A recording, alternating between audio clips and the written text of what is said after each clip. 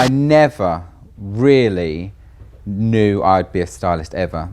I had a typical upbringing where I was sort of told, you know, I grew up in Essex, had a great life, go to London, get a job in business and, you know, live the London life.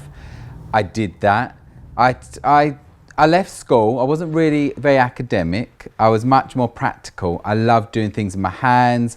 I was very much more creative in that respect. I worked in recruitment for, it was since I was 17, 18. So I think I did that for 4 years.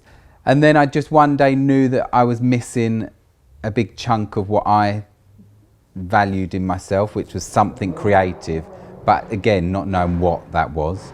And I literally one day said to my mum and dad, I'm giving up my job and I'm going to go into something creative. And they were like, they did think I was crazy to start with, but I'll never forget my mum. I was sitting on our kitchen counter and my mum was like, whatever you want to do, we'll follow you, support you, look after you, which was obviously the best thing I could want to hear, but also the most daunting thing because I had no direction.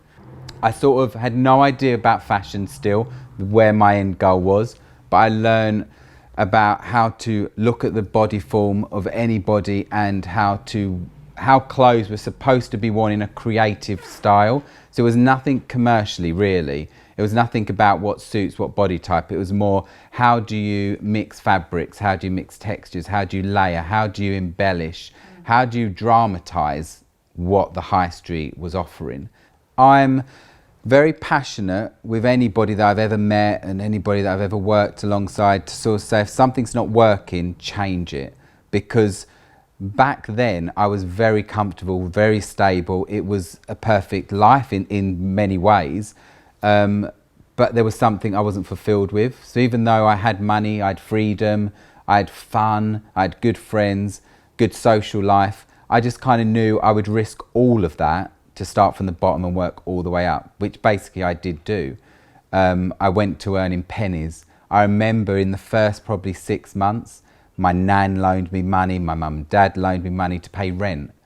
So it was definitely a stage of, gosh, you're going from having everything and you're just taking a leap of faith. But I'm a firm believer that that is what life's about. You know, at any point, at any age, at any part of, you know, your journey, if something's not working, change it, because there is a journey and a path for you. You just need to find it. Right at the beginning, I knew nothing about celebrity. I think I probably lived a goldfish bowl life. I enjoyed, you know, the pop culture. I enjoyed going out and dancing to music, but I didn't really have the concept of these celebrities have stylists and there's a career there. I kind of saw it as I was dipping into a world where I was just enjoying being given a rail of clothes and playing dress up. It didn't really feel authentic as a career path at the beginning, but I loved it. And I remember people always used to say to me, what, is that a job? Is a stylist a job? And I was like, yeah, it is actually. And I'm finding my way with it. So my first celebrity I ever worked with was Lisa Scott Lee from Steps. Oh my God. So that was, yeah, I mean, I worked for her because she was on Dancing on Ice. And she had to do like some newspaper shots. So it was still in underwear and sportswear and swimwear. But I was just like, wow, celebrity, this is amazing. Like, say, I idolised any kind of celebrity at that point. And then following on from that, I met Kimberly Wyatt through Joseph. And I think that's when I really started to understand, okay, there is a path here I could take, which was, you know, that cliche of a celebrity stylist as opposed to just being a stylist. And I sort of was like, okay, this is where I see myself going. I've had many great moments in my career, but I don't know if I would say I've had extreme highs and lows. I think my career has been very lucky, you know, touch wood, may it continue. I've been very lucky to have a real constant flow of good people around me. I've made the right moves at the right time. I like to think to a degree I kind of choose who I want to work with as opposed to I need to work with you scenarios. So when I think of highs in my career, I kind of think every time that I see a finished product out there that I personally am proud of is a tick box for me, is a high. I would say I'm not somebody that gets starstruck. So, you know, the only person that would ever probably floor me because I've idolised her from a young age would be Gwen Stefani. Yeah, purely because her aesthetic, everything about her I've always visually enjoyed. My high actually comes from when I've worked with, for example, somebody like Jennifer Hudson, and I dress her for something, then she goes on stage and she sings, and I'm like, this is a moment that no one else can take from me. You know, I'm not watching it for a screen. I could be in the rehearsal with her and she just sings her heart out in a look that I've put together. And they're the moments I actually sit back and think, I'm lucky, I'm grateful, I'm privileged, honoured to be where I am right now.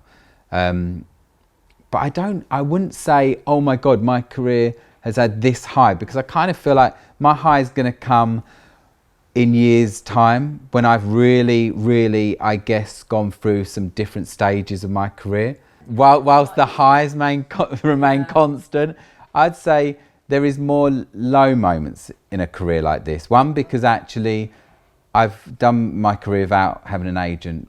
You know, I dabbled for a year or two, but really I've done my whole career by myself. You're very isolated, you're very alone. Even though you're working with teams and like we're good friends, actually your journey as an artist can be quite lonely because you're kind of got no one always there to bounce off of. I have my assistants, you know, we've mentioned Adele, and she's always there for me to sort of run through ideas with. But I would say when you've got, let's say, a client that you can move the earth to please, but yet you've never still necessarily pleased them enough, they're the moments where you're like, as a perfectionist like I am, I'm never happy until that they're happy. So I could go home thinking, well, I literally could not do anything else. I could not change a thing. But yet if there's something that still wasn't perfect, I'll go home and that will be a low to me, because I just strive so high for everything that I do. I'm never a settler, as you know. I don't like to settle. I don't like to sit in a comfort zone. I like to think I'm always pushing the boundaries. I'm inspirational to others because I want to push the boundaries. I don't want to just settle. And, you know, I think, digressing slightly, but with this new age of, you know, let's say social media, Instagram-led stylists, makeup artists, hair, photographers coming in, you know, it's brilliant. It's a different world. It's visually exciting for me. But there's a difference with when you work from a young age and you work through the hardships, and no one saw our work back then. Yes, there was MySpace, like you say, but no one saw our work unless it was published. Whereas nowadays you can put out work literally every 5 minutes, and that's how you can build your career. For us, I think we had to work harder. The struggle was more real. So I think that kind of answers that. I genuinely have fun with fashion. I never take it too seriously. So, you know, a new client can come up, and my aim is to give them something fresh, something different, something exciting. I'm somebody that is, I would say, I'm extremely transparent. So when I work with clients, honesty, transparency, communication is the only way. That's how I keep my clients long term, because I'm really honest with them. And I try to receive that back as well, in an industry where it's not as easy to. What is my USP? Do you know what? To just, it sounds so lame, doesn't it? But I would honestly say it's just, I have fun with what I do.